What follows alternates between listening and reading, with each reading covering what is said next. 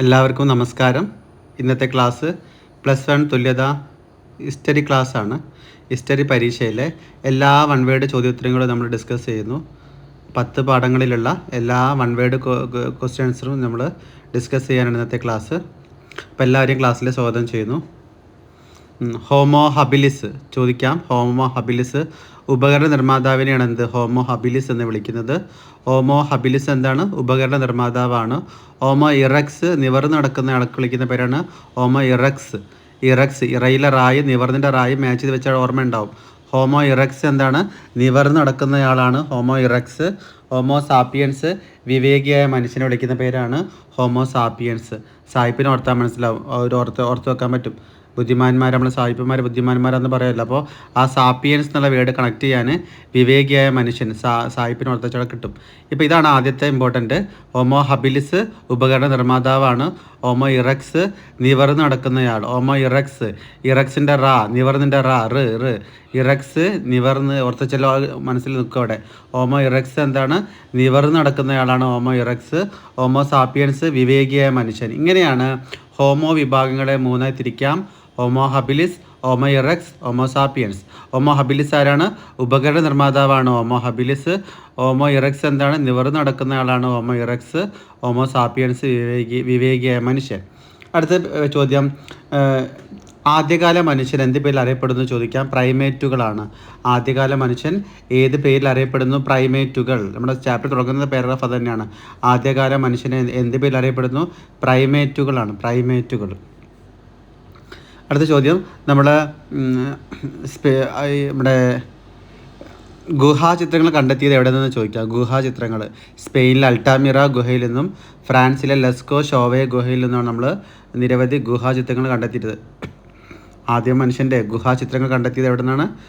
ആദിമ മനുഷ്യൻ വരച്ച ഗുഹാചിത്രങ്ങൾ ലഭ്യമായ സ്ഥലങ്ങൾ ചോദിക്കാം. സ്പെയിനിലെ അൾട്ടാമിറ ഗുഹ, ഫ്രാൻസിലെ ലെസ്കോ ഷോവേ ഗുഹ. സ്പെയിനിലെ അൾട്ടാമിറ ഗുഹ, ഫ്രാൻസിലെ ലെസ്കോ ഷോവേ ഗുഹകളിൽ നിന്നാണ് ആദിമ മനുഷ്യൻ വരച്ച ഗുഹാചിത്രങ്ങൾ ലഭ്യമായ സ്ഥലങ്ങൾ ചോദിക്കാം. ആദിമ മനുഷ്യൻ വരച്ച ഗുഹാചിത്രങ്ങളുടെ സ്ഥലത്തിൻ്റെ പേര് ചോദിക്കാം. സ്പെയിനിലെ അൾട്ടാമിറ ഗുഹ, ഫ്രാൻസിലെ ലെസ്കോ ഷോവേ ഗുഹകൾ. സ്പെയിനിലെ അൾട്ടാമിറ ഗുഹ, അതുപോലെ ഫ്രാൻസിലെ ലെസ്കോ ഷോവേ ഗുഹകൾ. സ്പെയിനിലെ അൾട്ടാമിറ ഗുഹയിൽ നിന്നും ഫ്രാൻസിലെ ലെസ്കോ ഷോവേ ഗുഹകളിൽ നിന്നുമാണ് ആദിമ മനുഷ്യൻ വരച്ച ഗുഹാചിത്രങ്ങൾ ലഭ്യമായത്. മെസൊപ്പൊട്ടേമിയ എന്ന വാക്കിൻ്റെ അർത്ഥം എന്താണ്? നദികൾക്കിടയിലുള്ള പ്രദേശം എന്നാണ്. മെസൊപ്പൊട്ടേമിയ എന്ന വാക്കിൻ്റെ അർത്ഥം നദികൾക്കിടയിലുള്ള പ്രദേശമാണ്. മെസൊപ്പൊട്ടേമിയയിലെ ലിപിൻ്റെ പേര് ക്യൂണിഫോം ലിപി. മെസൊപ്പൊട്ടേമിയയിലെ ലിപിൻ്റെ പേര് ക്യൂണിഫോം ലിപി. മെസൊപ്പൊട്ടേമിയ എന്ന വാക്കിൻ്റെ അർത്ഥം നദികൾക്കിടയിലുള്ള പ്രദേശമാണ്. മെസൊപ്പൊട്ടേമിയ എന്ന വാക്കിൻ്റെ അർത്ഥം. മെസൊപ്പൊട്ടേമിയയുടെ ലിപിയുടെ പേരാണ് ക്യൂണിഫോം ലിപി. മെസൊപ്പൊട്ടേമിയയുടെ ലിപിൻ്റെ പേര് ക്യൂണിഫോം ലിപി.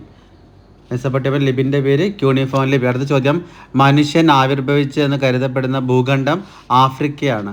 മനുഷ്യൻ ആവിർഭവിച്ചു എന്ന് കരുതുന്ന ഭൂഖണ്ഡത്തിൻ്റെ പേര് ആഫ്രിക്കയാണ്. അപ്പോൾ ഇത്രയാണ് ഒന്നാം പാഠത്തിലെ പ്രധാനപ്പെട്ട വൺ വേർഡ് ചോദ്യോത്തരങ്ങൾ. ഒന്നാം പാഠത്തിലെ വൺ വേർഡ് ചോദ്യങ്ങൾ മനസ്സിലായല്ലോ. ഏതൊക്കെയാണ്? ഹോമോ ഹബിലിസ് എന്താണ്? ഉപകരണ നിർമ്മാതാവ്. ഹോമോ ഇറക്സ് എന്താണ്? നിവർന്ന് നടക്കുന്നയാളാണ് ഹോമോ ഇറക്സ്. ഹോമോ സാപ്പിയൻസ് എന്താണ്? വിവേകിയായ മനുഷ്യൻ. അങ്ങനെ ആ ഹോമോയുടെ 3 വിഭാഗവും ഒരു സവിശേഷതകളും പഠിക്കണം. പിന്നെ ആദ്യകാല മനുഷ്യനെ വിളിക്കുന്ന പേര് പ്രൈമേറ്റുകൾ എന്നാണ്. ആദ്യകാല മനുഷ്യർ പ്രൈമേറ്റുകൾ. ആദ്യകാല മനുഷ്യർ വിളിക്കുന്ന പേരെന്താണ്? പ്രൈമേറ്റുകളാണ്. പിന്നെ ആദിമ മനുഷ്യന് വരച്ച ഗുഹാചിത്രങ്ങൾ എവിടെ നിന്ന് ലഭ്യമായെന്ന് ചോദിക്കാം. ആ ഗുഹയുടെ പേര് സ്പെയിനിലെ അൾട്ടാമിറ ഗുഹ, ഫ്രാൻസിലെ ലെസ്കോ ഷോവേ ഗുഹകൾ. സ്പെയിനിലെ അൾട്ടാമിറ ഗുഹ, ഫ്രാൻസിലെ ലെസ്കോ ഷോവേ ഗുഹകളിൽ നിന്നാണ് നമുക്ക് ആദിമ മനുഷ്യൻ വരച്ച ഗുഹാചിത്രങ്ങൾ ലഭ്യമായത്. പിന്നെ മെസൊപ്പൊട്ടേമിയ എന്ന വാക്കിൻ്റെ അർത്ഥം നദികൾക്കിടയിലുള്ള പ്രദേശം. മെസൊപ്പൊട്ടേമിയ എന്ന വാക്കിൻ്റെ അർത്ഥം എന്താണ്? നദികൾക്കിടയിലുള്ള പ്രദേശം. മെസൊപ്പൊട്ടേമിയക്കാരുടെ ലിപിൻ്റെ പേര് ക്യൂണിഫോം ലിപി. മെസൊപ്പൊട്ടേമിയക്കാരുടെ ലിപിൻ്റെ പേര് ക്യൂണിഫോം ലിപി. ഇത്രയാണ് നമ്മുടെ ഒന്നാം പാഠത്തിലെ ഏറ്റവും പ്രധാനപ്പെട്ട വൺ വേർഡ് ചോദ്യോത്തരങ്ങൾ. അടുത്ത രണ്ടാമത്തെ പാഠത്തിലേക്ക് പോകുന്നു. നമ്മുടെ റോമാ സാമ്രാജ്യത്തിലെ നോക്കാം. ക്രിസ്തു മതത്തെ റോമാ സാമ്രാജ്യത്തിൻ്റെ ഔദ്യോഗിക മതമാക്കി പ്രഖ്യാപിച്ച ഭരണാധികാരിൻ്റെ കോൺസ്റ്റൻറ്റൈനാണ്.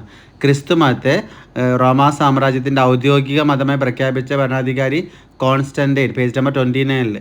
ക്രിസ്തു മതത്തെ റോമാ സാമ്രാജ്യത്തിൻ്റെ ഔദ്യോഗിക മതമായി പ്രഖ്യാപിച്ച ഭരണാധികാരി കോൺസ്റ്റൻറ്റൈനാണ്. ഇനി റോമൻ നാണയത്തിൻ്റെ പേര് സൊളിഡസ്. റോമൻ നാണയത്തിൻ്റെ പേര് സൊളിഡസ്. Page number 29 അതുള്ളത്. ക്രിസ്തു മതത്തെ റോമാ സാമ്രാജ്യത്തിൻ്റെ ഔദ്യോഗിക മതമായി ഔദ്യോഗിക മതമായി പ്രഖ്യാപിച്ച ഭരണാധികാരി കോൺസ്റ്റൻറ്റൈൻ. റോമൻ നാണയത്തിൻ്റെ പേര് സൊളിഡസ്.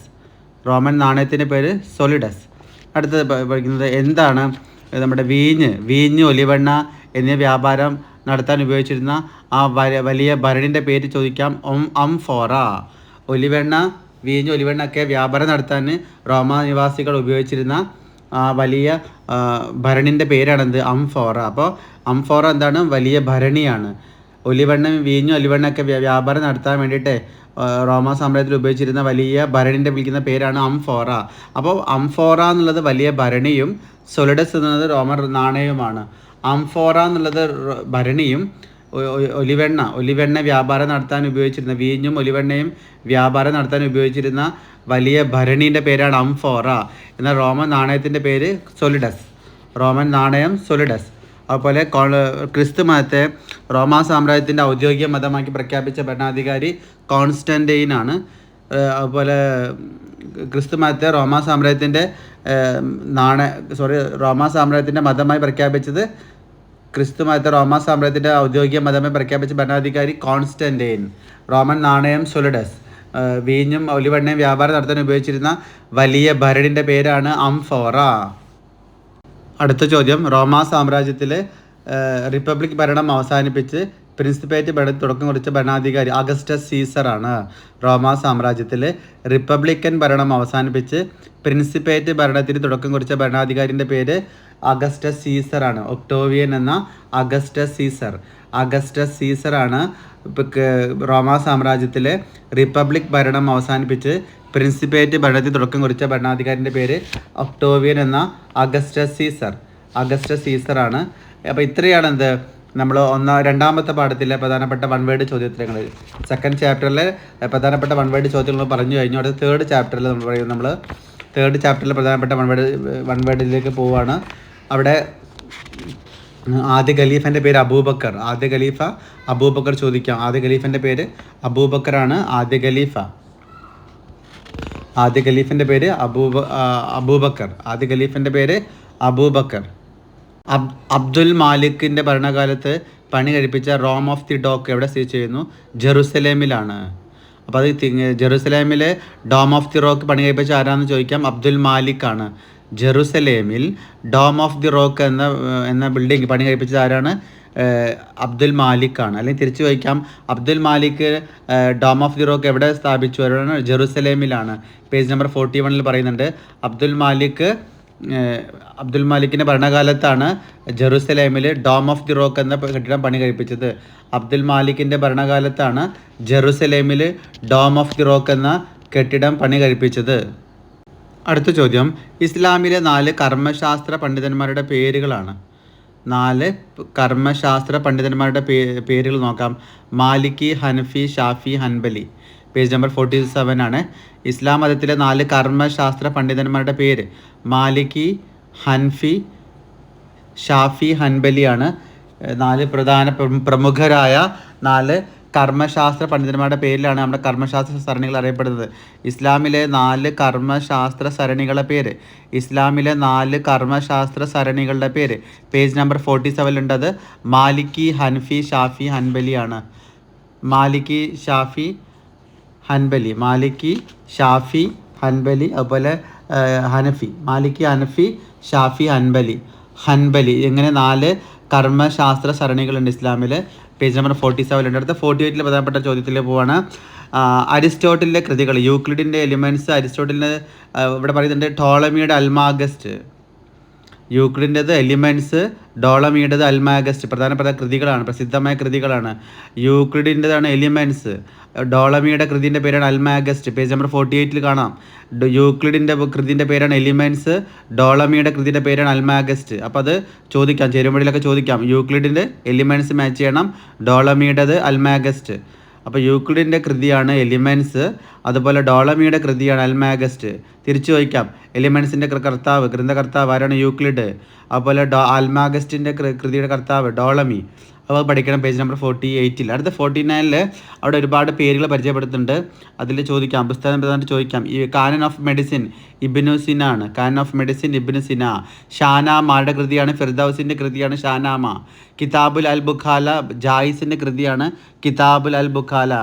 പുസ്തകം പരിചയപ്പെടുത്തുന്ന ഒരു പട്ടികയുണ്ട് പേജ് നമ്പർ 49 ഇമ്പോർട്ടൻ്റ് ആണ്. പുസ്തകം പരിചയപ്പെടുത്തുന്ന ഒരു പട്ടിക നമുക്ക് കാണാം പേജ് നമ്പർ 49. ഇബ്നു സിനയുടെ ബുക്കാണ് കാനൻ ഓഫ് മെഡിസിൻ. അതുപോലെ ഫിർദൗസിൻ്റെ ബുക്കിൻ്റെ പേര് ഷാനാമ. ആ പട്ടികയിൽ 1ഉം 4ഉമാണ് പഠിക്കേണ്ടത്. അതായത് പുസ്തകത്തിൻ്റെ പേരും ആളെ പേരുമാണ് പഠിക്കേണ്ടത്. അല്ലെങ്കിൽ ആളെ പേരും പുസ്തകത്തിൻ്റെ പേരുമാണ് പഠിക്കേണ്ടത്. ജായിസ് കിതാബുൽ ബുഖാല. ബാലദൂരിൻ്റെ ബുക്കിൻ്റെ പേര് പ്രഭുക്കന്മാരുടെ വംശചരിതം. തബരീൻ്റെ ബുക്കിൻ്റെ പേര് പ്രവാചകന്മാരുടെയും രാജാക്കന്മാരുടെയും ചരിത്രം. മസൂദിയുടെ ബുക്കിൻ്റെ പേര് മൂരജ് അൽ ദഹാബ. അൽ ബറൂനിയുടെ ബുക്കിൻ്റെ പേര് ഇന്ത്യ ചരിത്രം. മുഖദ്ദസിയുടെ ബുക്കിൻ്റെ പേര് അഹ്സൻ അൽ ടക്കാസി. നമ്മൾ ചെയ്യുന്നത് പേജ് നമ്പർ 40 ഏറ്റവും പ്രധാനപ്പെട്ട പട്ടിക പഠിക്കേണ്ടതുണ്ട്. ഇതിൽ നിന്ന് 4 വൺവേഡ് ചോദ്യം നിർബന്ധമായിട്ട് പരീക്ഷയ്ക്ക് വരാറുണ്ട്. സ്ഥിരമായിട്ട് വരുന്ന ചോദ്യമാണ്. നിങ്ങൾ ചെയ്യേണ്ടത് ആ പട്ടികയിലുള്ള ആദ്യത്തെ പേരും അവസാനത്തെ പേരും പഠിക്കുക. അതായത് Ibn Sina Canon of Medicine. Ibn സിനൻ്റെ ബുക്കിൻ്റെ പേരാണ് കാനൻ ഓഫ് മെഡിസിൻ. ഫിർദൗസിൻ്റെ ബുക്കിൻ്റെ പേരാണ് ഷാനാമ. ജായിസിൻ്റെ ബുക്കിൻ്റെ പേര് കിതാബുൽ അൽ ബുഖാല. ബാലദൂരിൻ്റെ ബുക്കിൻ്റെ പേര് പ്രഭുക്കന്മാരുടെ വംശചരിതം. തബരിയുടെ ബുക്കിൻ്റെ പേരാണ് പ്രവാചകന്മാരുടെയും രാജാക്കന്മാരുടെയും ചരിത്രം. മസൂദിയുടെ ബുക്കിൻ്റെ പേര് മൂരജ് അൽ ദഹാബ. അൽ ബറൂനിയുടെ ബുക്കിൻ്റെ പേര് ഇന്ത്യ ചരിത്രം. അപ്പോൾ അൽ ബറൂനിയുടെ ബുക്കിൻ്റെ പേരാണ് ഇന്ത്യ ചരിത്രം. മുഖദ്ദസിയുടെ ബുക്കിൻ്റെ പേരാണ് അഹ്സൻ അൽ ടക്കാസിം. ഇത് ഇമ്പോർട്ടൻ്റ് ആണ്. തൊട്ട് മുന്നേ പറഞ്ഞ എന്തായിരുന്നു? യൂക്ലിഡിൻ്റെ പുസ്തകത്തിൻ്റെ പേരാണ് എലിമെൻറ്റ്സ്. ഡോളമിയുടെ പുസ്തകത്തിൻ്റെ പേരാണ് അൽമാഗസ്റ്റ്. യൂക്ലിഡിൻ്റെ ബുക്കിൻ്റെ പേര് എലിമെൻറ്റ്സും ഡോളമിയുടെ അൽമാഗസ്റ്റ്. എന്താണ് കാലിഗ്രാഫി ചോദിക്കാം. എഴുത്തിൻ്റെ ചേതോഹരമായ കലയാണ് കാലിഗ്രാഫി. Page number 50. എഴുത്തിൻ്റെ ചേതോഹരമായ കലയാണ് കാലിഗ്രാഫി. അത് വളരെ ഭംഗിയിൽ ഡിസൈനിൽ എഴുതുന്ന എഴുത്ത്. ആ എഴുത്തിൻ്റെ ചേതോഹരമായ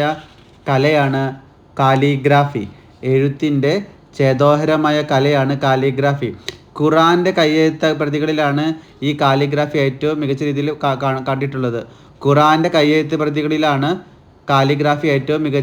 കണ്ടിട്ടുള്ളത്. അപ്പോൾ കാലിഗ്രാഫി പഠിച്ചല്ലോ. അതുപോലെ എന്താ അറബസ്ക് ചോദിക്കാം. ഈ ജോമെട്രിക് ഡിസൈനുകളും സസ്യങ്ങളുടെ ഡിസൈനുകളുമുള്ള അറബസ്ക് പേജ് നമ്പർ 51 അറബസ്ക്. ജോമെട്രിക് ഡിസൈനുകളും സസ്യങ്ങളുടെ ഡിസൈനുകളുമുള്ള ചിത്രപ്പണിയെ വിളിക്കുന്ന പേരാണ് അറബസ്ക്. അപ്പോൾ കാലിഗ്രാഫി അറബസ്ക് ഇമ്പോർട്ടൻ്റ് ആണ്. വൺവേഡിന് ചോദിക്കാം. കാലിഗ്രാഫിയും അറബസ്ക്. എന്താ കാലിഗ്രാഫി നമ്മൾ പറഞ്ഞല്ലോ, എഴുത്തിൻ്റെ ചേതോഹരമായ കലയാണ് കാലിഗ്രാഫി. എന്താണ് അറബസ്ക്? എന്താണ്? ജോമെട്രിക് ഡിസൈനുകളും സസ്യങ്ങളുടെ ഡിസൈനുകളുമുള്ള ചിത്രപ്പണിയെ വിളിക്കുന്ന പേരാണ് അറബസ്ക്. അപ്പോൾ നമ്മൾ അടുത്ത ചാപ്റ്ററിലേക്ക് പോവുകയാണ്. ചാപ്റ്റർ നമ്പർ 4 പ്രധാനപ്പെട്ട നോക്കാം നമുക്ക്. നമ്മുടെ ചെങ്കിസ് ഖാൻ്റെ അസംബ്ലി വിളിക്കുന്ന പേരാ കുരിൽത്തായി. ഭരണനിർവഹണത്തിനായി മുഖ്യന്മാർ ചേർന്ന് നടത്തുന്ന അസംബ്ലി വിളിക്കുന്ന പേരാണ് കുരിൽത്തായി. നമ്മുടെ മംഗോളിയൻ സാമ്രാജ്യത്തിലെ ഭരണനിർവഹണത്തിനായി മുഖ്യന്മാർ ചേർന്ന് ഒരു അസംബ്ലി രൂപീകരിച്ചിരുന്നു. ആ അസംബ്ലിയെ വിളിക്കുന്ന പേരാണ് കുരിൽത്തായി. പേജ് നമ്പർ 58 സ്റ്റാർട്ടിങ്ങിൽ തന്നെ പറയുന്നുണ്ട്. എന്താണ് കുരിൽത്തായി? മംഗോളിയൻ സാമ്രാജ്യത്തിലെ ഭരണനിർവഹണത്തിനായി മുഖ്യന്മാർ ചേർന്ന് ഒരു അസംബ്ലി രൂപീകരിച്ചിരുന്നു. ആ അസംബ്ലിയെ വിളിക്കുന്ന പേരാണ് കുരിൽത്തായി. ഭരണനിർവഹണത്തിന് മുഖ്യന്മാർ ചേർന്ന് ഒരു അസംബ്ലി രൂപീകരിച്ചിരുന്നു ഇവിടെ മംഗോളിയൻ സാമ്രാജ്യത്തിൽ. ആ അസംബ്ലിയെ വിളിക്കുന്ന പേരാണ് കുരിൽത്തായി. ആ 58 പേജിലുണ്ട്. അസംബ്ലി വിളിക്കുന്ന പേര് എന്താണ്? കുരിൽത്തായി. പിന്നെ ചെങ്കിസ് ഖാൻ അറിയാമല്ലോ. ചെങ്കിസ് ഖാൻ നമ്മൾ ഈ മംഗോളിയൻ സാമ്രാജ്യത്തിലെ ചെങ്കിസ് ഖാനെ കുറിച്ച് അറിയാമല്ലോ. പ്രസിദ്ധനായ അവിടുത്തെ പ്രഗത്ഭനായ ഭരണാധികാരിയാണത് ചെങ്കിസ് ഖാൻ. അപ്പോൾ അതിവിടെ നമ്മൾ ചെങ്കിസ് ഖാനിൽ പഠിക്കാനുള്ളത് ഇതാണ്, കുരിൽത്തായി ആണ്. ആ ഭരണനിർവഹണത്തിനായി മുഖ്യന്മാർ ചേർന്ന അസംബ്ലി വിളിക്കുന്ന പേരാണ് കുരിൽത്തായി. അടുത്ത പാഠത്തിലേക്ക് പോവാണ്. പേജ് നമ്പർ നമ്മുടെ ഫ്യൂഡലിസം ഇമ്പോർട്ടൻ്റ് ഒരു ചാപ്റ്റർ തന്നെയാണ്. ഫ്യൂഡലിസത്തിൽ നമുക്ക് എല്ലാ വൺ വേർഡ് നോക്കാം. ഫ്യൂഡലിസം ചാപ്റ്ററിലെ വൺ വേർഡ് അവിടെ പേജ് നമ്പർ 75 നേതാക്കന്മാരെ പേര് പഠിക്കാനുണ്ട്. ഫ്രാൻസിലെ ലൂയി 14 പുതിയ രാഷ്ട്രങ്ങൾക്ക് രൂപം നൽകിയ രാജാക്കന്മാരുടെ പേര്, യൂറോപ്യൻ രാജാക്കന്മാർ, അവരുടെ പേര് നോക്കണ്ട. ആസ്ട്രിയയുടെ ഭരണാധികാരി മാക്സിമില്യൻ, ഇംഗ്ലണ്ട് ഹെൻറി 7, സ്പെയിന് ഇസബെല്ല ഫെർഡിനൻഡ്. Page number 75. ഫ്രാൻസിന് Louis 14 Austria Maximilian, England Henry 7 Spain എന്താണ്? ഇസബെല്ല ഫെർഡിനൻഡാണ്.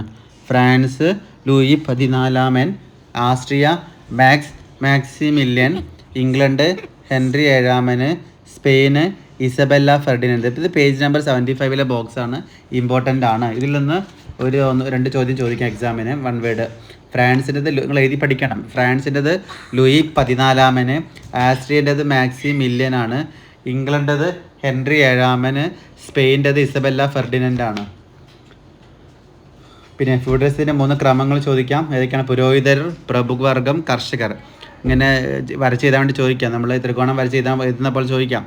ഫ്യൂഡലിസ്റ്റിൻ്റെ 3 ക്രമങ്ങൾ: പുരോഹിതർ, പ്രഭുവർഗം, കർഷകർ. ഏറ്റവും മുകളിൽ പുരോഹിതർ, മിഡിൽ പ്രഭുവർഗം, ഏറ്റവും താഴെ കർഷകർ. അങ്ങനെ 3 കോളം വരച്ച് എഴുതണം. ത്രികോണം വരച്ചിട്ട് 3 എഴുതണം. ഏറ്റവും മുകളിൽ പുരോഹിതർ, രണ്ടാമതിൽ പ്രഭുവർഗം, ഏറ്റവും താഴെ കർഷകർ. ഇതാണ് ഫ്യൂഡലിസ്റ്റിലെ 3 ക്രമങ്ങൾ. നവോത്ഥാനം എന്ന വാക്കിൻ്റെ അർത്ഥം എന്താണ്? പുനർജന്മം എന്നാണ്. നവോത്ഥാനം എന്ന വാക്കിൻ്റെ അർത്ഥം എന്താണ്? പുനർജന്മം. എന്താ നവോത്ഥാനം? മനുഷ്യജീവിതത്തിൻ്റെ വിവിധ മേഖലകളിലുണ്ടായ പുത്തൻ ഉണർവിനെയാണ് നവോത്ഥാനം എന്ന് വിളിക്കുന്നത്. മനുഷ്യജീവിതത്തിൻ്റെ വിവിധ മേഖലകളിലുണ്ടായ പുത്തൻ ഉണർവിനെയാണ് നവോത്ഥാനം എന്ന് വിളിക്കുന്നത്. നവോത്ഥാന വാക്കിൻ്റെ അർത്ഥം പുനർജന്മം എന്നാണ്. നവോത്ഥാന വാക്കിൻ്റെ അർത്ഥം എന്താണ്? പുനർജന്മം. നവോത്ഥാനത്തിൻ്റെ ആരംഭം ഇറ്റലിയിലാണ്. നവോത്ഥാനം ആരംഭിച്ചത് ഇറ്റലിയിലാണ്. നവോത്ഥാനം ആരംഭിച്ചത് എവിടെയാണ്? ഇറ്റലിയിലാണ്. ഇറ്റലിയിലാണ് എന്താ ആരംഭിച്ചത്? നവോത്ഥാനം ആരംഭിച്ചത്. Page number 81. പിന്നെ നവോത്ഥാനം തുടക്കം കുറിച്ചത് ദാന്തെയാണ്. നവോത്ഥാനം തുടക്കം കുറിച്ച ഭരണാധികാരിയുടെ പേര് ദാന്തെയുടെ പ്രശസ്തമായ ഗ്രന്ഥം ഡിവൈൻ കോമഡി. സെർവാൻറ്റീസിൻ്റെ ഗ്രന്ഥത്തിൻ്റെ പേര് ഡോൺ കിക്സോട്ട്. ജർമ്മനിയിലെ മാർട്ടിൻ ലൂതറാണ് ബൈബിൾ ജർമ്മൻ ഭാഷയിൽ വിവർത്തനം ചെയ്തത്. പഠിക്കേണ്ടത് ഇമ്പോർട്ടൻ്റ് ആണ്. ബൈബിള് ജർമ്മൻ ഭാഷയിലേക്ക് വിവർത്തനം ചെയ്ത ആരാണെന്ന് ചോദിക്കാം.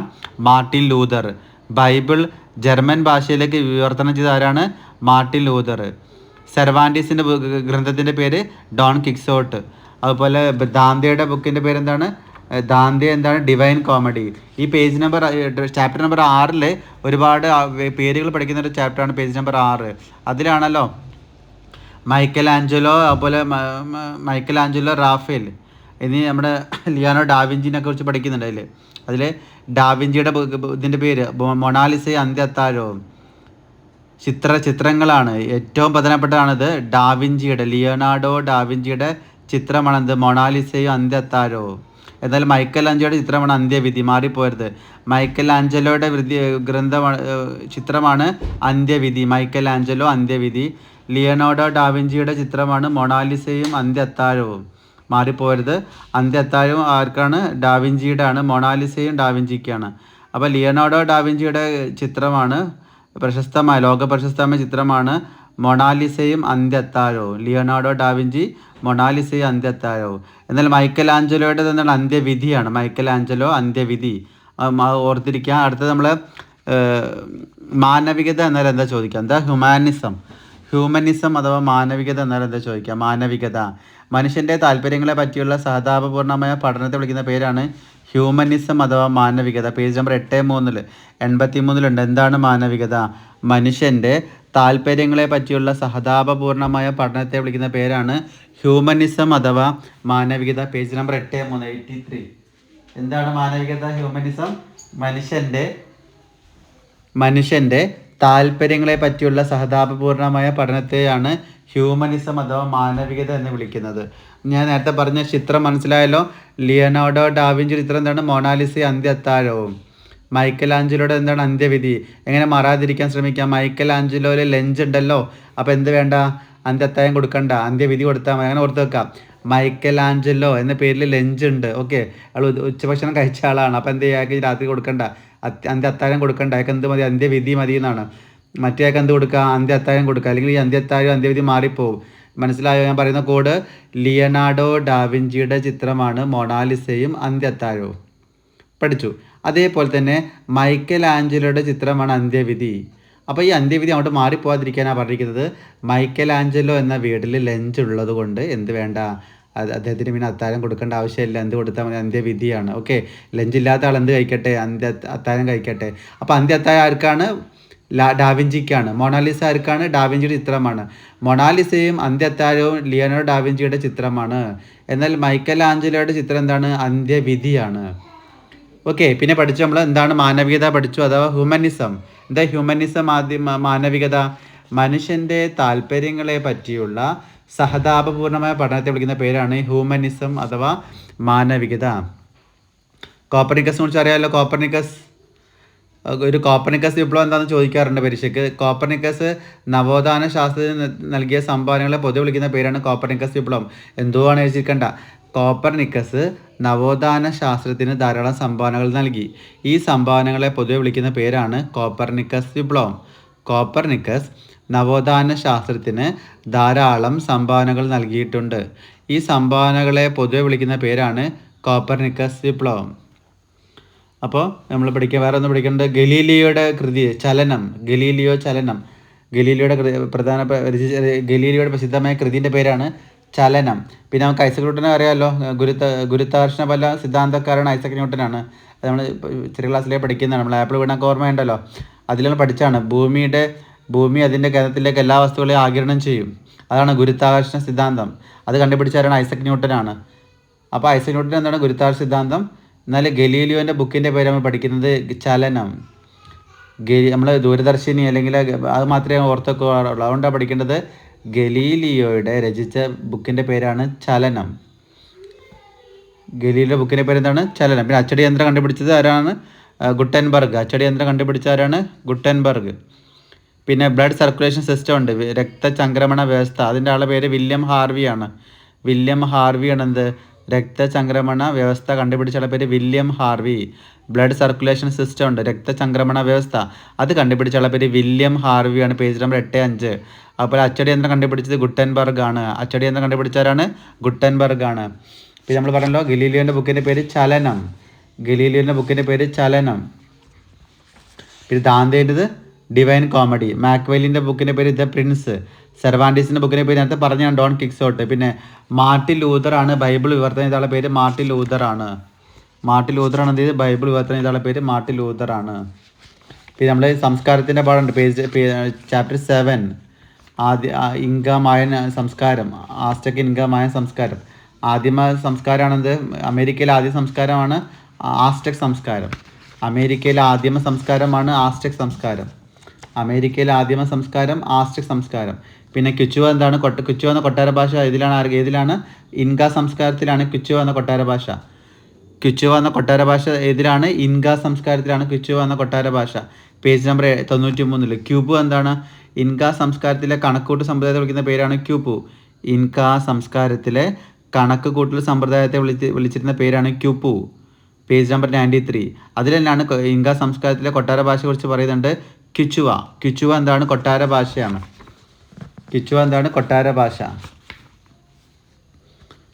പിന്നെ നമ്മൾ ജോസഫ് സെൻ മാർട്ടിനും അറിയാലോ. ജോസഫ് മാർട്ടിൻ്റെ പെറുകാണുമ്പോൾ പേരാണ് സംരക്ഷകൻ.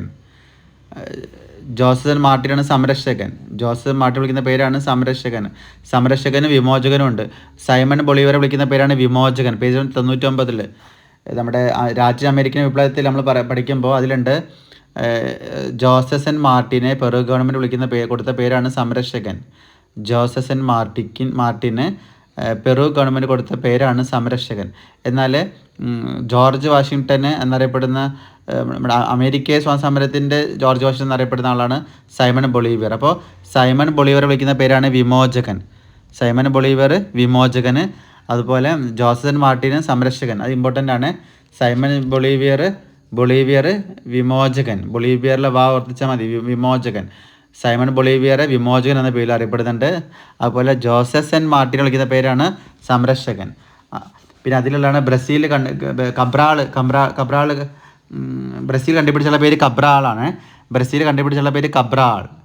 Page number 100. ബ്രസീൽ കണ്ടുപിടിച്ചുള്ള പേര് കബ്രാളാണ്.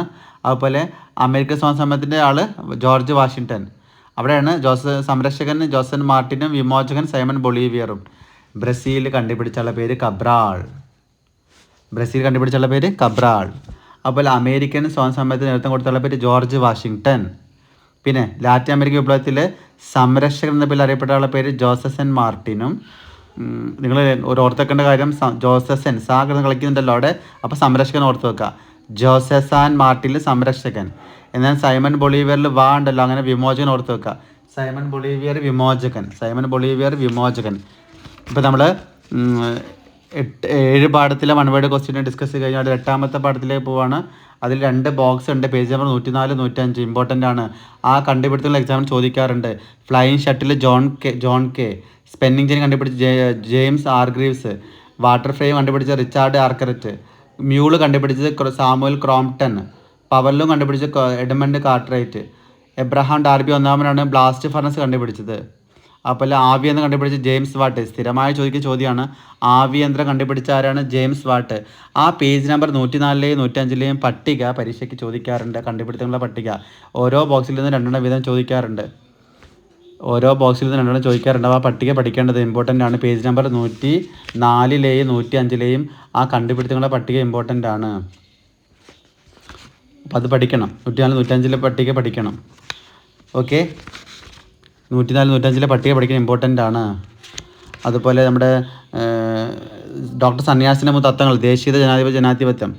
ഡോക്ടർ സന്യാസിൻ്റെ 3 തത്വങ്ങൾ പഠിക്കണം. ദേശീയത, ജനാധിപത്യം, സോഷ്യലിസം. അപ്പോൾ ഇത്രയാണ് നമ്മളെ പ്രധാനപ്പെട്ട 1 വേർഡ് ചോദ്യങ്ങളിൽ ഡിസ്കസ് ചെയ്തത്. അപ്പോൾ എല്ലാവരും ഈ വോയിസ് ആവർത്തിച്ച് കേട്ട് പഠിച്ച് നോട്ട് ചെയ്ത് വെച്ച് പഠിക്കണം. ഇമ്പോർട്ടൻ്റ് ആണ്. 1 വേർഡ് ഇതിൽ നിന്ന് മാത്രമേ വരൂ. 100% പറയാണ്, 1 വേർഡ് ഇതിൽ നിന്ന് മാത്രമേ വരൂ. അപ്പോൾ എല്ലാവരും എന്ത് ചെയ്യുക, ഈ 1 വേർഡ് ആദ്യം സ്വായത്തമാക്കി പഠിക്കുക. ഇനി നമുക്ക് 2 മാർക്കിൻ്റെ 4 മാർക്കിൻ്റെ അതുപോലെ essay ക്വസ്റ്റ്യൻ ചെയ്യേണ്ടതുണ്ട്. അപ്പോൾ അടുത്ത ക്ലാസ്സിൽ അത് ചെയ്യാം. എല്ലാവർക്കും ക്ലാസ് നന്നായി മനസ്സിലാക്കാൻ കഴിയട്ടെ എന്ന് ആശംസിക്കുന്നു. നന്ദി, നമസ്കാരം, താങ്ക് യു.